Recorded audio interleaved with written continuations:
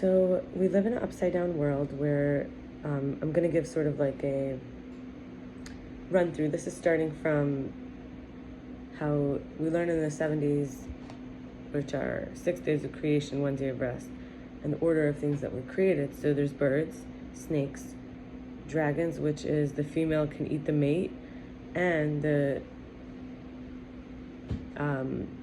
dragon energy is that she consumes her mate, but her children consume her on the way out of the womb.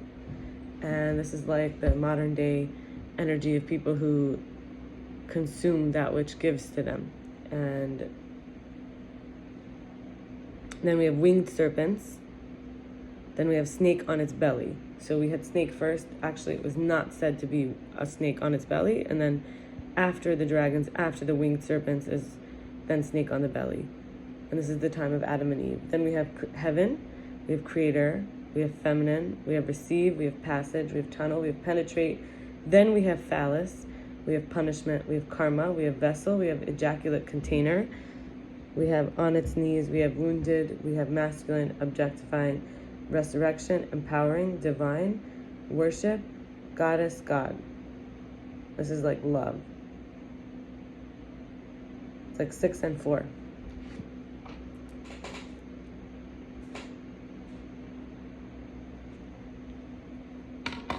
And then in terms of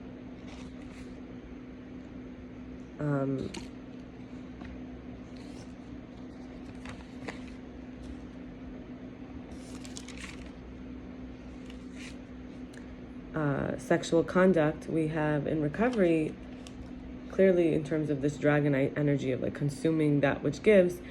So it's really quite prevalent in this modern era. And we say even like the food for thought has become like food for arousal, like food. It's not just food abundance, like everyone can meet anyone on the internet or from an app. And then we also have people going to strip clubs and things. It's not that people didn't ever have the animal instinct before for mating without repercussion, but there's this idea of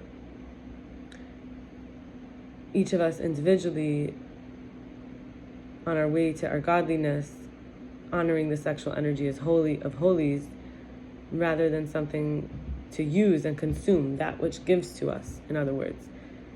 So how do we find precepts, values for conduct? Conduct is to be a conductor, a wire, to conduct ourselves properly, for it to be holy.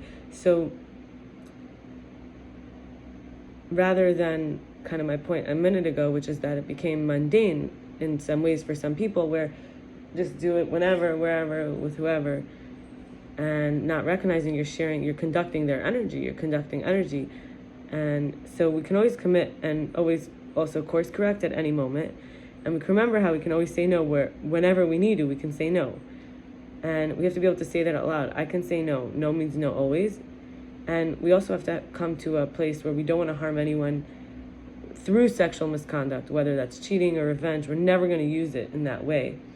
And that's how we know that when we're having sexual energy with a soulmate level, which means our soul is involved, there's holistic, like we see their mind, we see their heart, like not heart, we see their emotions, we see their spirit, we see in physicality, not just like the body, but the physical way that they conduct or physical way that they behave.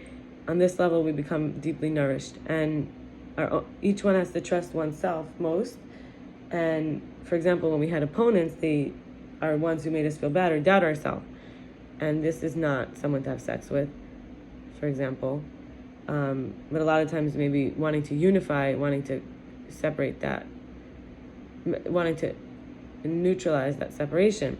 So sexual energy from now on, we can each say individually that we have whatever sex feels exactly like what we need, because we're not going to give it. It's like not free. It's not something to give. And if it is, then we don't give it for free. We have to make sure that it's valuable, not for our sake, but for its sake, for the energy's sake.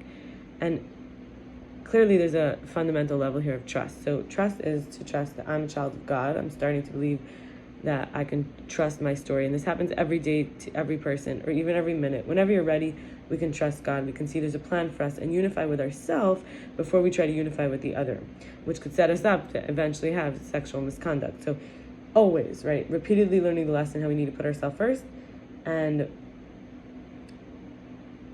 being taught that it's safe, whoever's teaching us, that it's safe to trust ourselves. Even though it's scary and the tests are hard, we can do it without an other. We can even do it with God. Like, we can feel that God is with us. And therefore we can't do it without God. So we can do it without someone else. And we can use the word yet. Yet, like, can we do it yet? Or we can't do it yet? And then we know we're growing. And then when we go even deeper than that, sometimes there's memories where, like, why we might try to neutralize the gap between us and other. And it's important to do the healing work in a safe way, whether it's rage or fear, about why we might be afraid of a gap between us and other that we, especially women, try to neutralize and may often have to do sexual misconduct in order to do it. So I was remembering a few things. Just for examples, I remember that my mother forced me to eat foods. Like, I had to, like, please her in order to be allowed to be in my own body and eat what I want. And I remember she forced me to take gymnastics, and even though it was fun in some ways, I really didn't want to do it. It wasn't something I was interested in. I wanted art classes, singing, dancing, but my sisters wanted gymnastics, so she just brought us all together, and then I had to be part of it, even though it wasn't whether or not I was good at it. I just really didn't want to do it. So my body was being used for things I didn't want it to be used for. You could see the connection with sexuality. And I remember I had to go to summer camp and go to a bungalow colony. It's not that I didn't want to, it's that it was, like, not on my terms. It was always like my body was being transported to places and doing things that I didn't necessarily want. And I even remember in playgroup, I was left in scary places for long periods. Like, there was some playgroups where, like, they weren't very kind, or, like, it was very dark, or I was, like, having to rest when I wasn't tired. Or, and I'm not saying not every kid goes through different versions of this, but when a parent is connected with the child that they had sex in order to bear the child into the world, this child's patterns and rhythms will be more in tune. So when we have holy sex, our children will be able to be holistically engaged with us in such a way that it's flowing naturally. This is very important. So I remember also my mother wanted me to depend on her and tried to force me into too early independence at the same time. So it was like she wanted me to do things on my own when it suited her, but she also wanted me to depend on her and not be independent when she wanted to feel needed. She happens to be a Cancer sign, and that's a big deal with them. They want to feel needed in the ways that they decide makes them feel good. And I remember also I was always afraid of bridges. Like, she told me I was afraid. I'm not even sure I was so afraid, but she would make up stories while we were on the bridge. Maybe she was afraid of bridges. Maybe I was slightly afraid of heights, you know. Anyway, so, and one last topic I'll share today is from Carolyn Elliot on magic. Magic is when we recognize that this is always happening, whether it's passive or intentional, unresponsible or accidental, we're always creating meaning about who we are, our beliefs, what's going on. And we can be part of an alchemical community, which means we can have a larger meaning with a group of people together.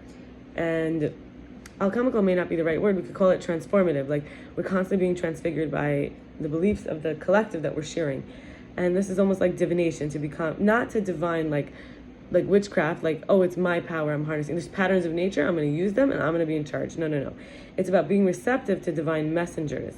So at any moment, knowing, like, Hashem, God, is sending us information, and we could call it Hashgacha Pratis in Hebrew. In English, they like to use the word synchronicity, and I like it too. It means that there's interesting timing happening that is meaningful, and it's an acausal effect. It's not like because of this happened. It's sudden.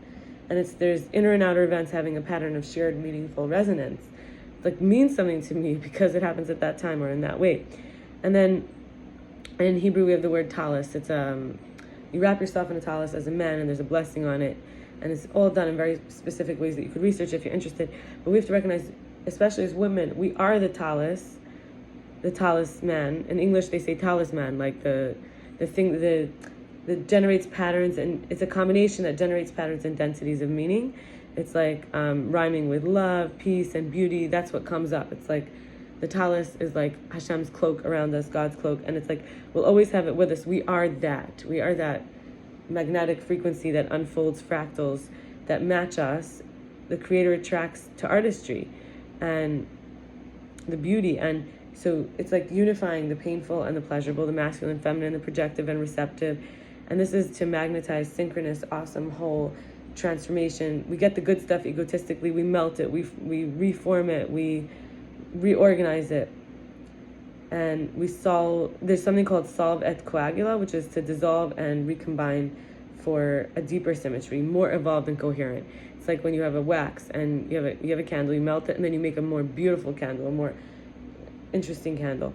And this is what we can do with the word psyche, because the word psyche, this is what we can do with our own psyche. We melt down beliefs and then have more healthy beliefs. We become more whole when we don't have our ego like blocking us, when it doesn't cause people like to talk about the judgment, the breastplate in front of the heart, but a lot of us have a breastplate behind the heart. It like doesn't let things come all the way in to touch us. And actually the psyche in Greek, it means butterfly. We think of caterpillar melting down to become a butterfly. So magic is really an active. It requires a unified will. I mentioned before, unifying the painful and the pleasurable. We can't say, I don't want this and I want this. We have to just want one thing. So we can't be from a place of suffering saying, I don't want, because then all we're focusing is what we don't want. And if we're recognizing that as a talisman, as something that is the meaningfulness, is what we're the meaning maker, and we make the density of how strong the rhythm is, the example is Carolyn Elliot. Oh, by the way, this is all from Carolyn Elliot on magic, so I hope I mentioned that. But she, the example she gave, that creator attracts to artistry, is like, when you're creative, you make your food creatively, you walk creatively if you need to, you do exercise creatively. Like, I remember being in swimming and I couldn't just swim the same old stroke. I had to swim on one side and the right side and then twirl around and then do other things. Like, we're artists in that way. And the divided will, which is caused by resentments, prevents our magic. So the word alchemy before, which I'm using, is transfiguration, that wax melting and becoming something new. They used to want to turn everything into gold, right? Metal into gold. So it's like happens in our psyche. There's the participation, deliberately participating, shaping, aiming to make the meaning deeper and more whole. And that's when we bring our consciousness in, our awareness. And this is of creating a density of meaning. So we focus clearly on the sensation, and that becomes feeling alive. This is life. And then we're involved in our lives in a new way, not just calling, what's in the shadow fate and feeling empowered, oh, see, I know that whatever's to come, and we just let it go. But actually, it's not just calling that. It's not just calling what's in the shadow fate. It's unconscious plus conscious is the magic. It's the generative. It takes the seeds of meaning from conscious, gestates them, germinates them, and bursts them into the external world. And we see the meaning that was developing in us on the outside. That's when we are really feeling alive. That's when we're really feeling connected. And that's when life feels more magical, which is what pretty much all of us want. So tomorrow I'm going to, and to do this, we have to be who we really are. So tomorrow I'm going to continue with topics from the Jungian summit I went to. That I did a couple videos already of from a few years ago, which is on individuation, becoming who you really are. So see you tomorrow.